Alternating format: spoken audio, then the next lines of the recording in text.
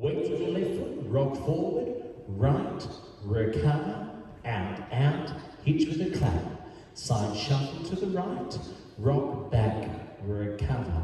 Vine to the left, 1, 2, 3, cross on 4, shuffle, rock back, recover. 2 quarter turn toe struts, going left with the right foot toe strut back, quarter turn again left with the toe strut left, jazz box, cross, back, side, forward. To finish, we walk forward 3 steps. With a kick, walk back 3 steps. We make a quarter turn left on the 3rd with a touch. Let's try it with the count. 7, 8. 1, 2, and 3, 4, 5, and 6, 7, 8.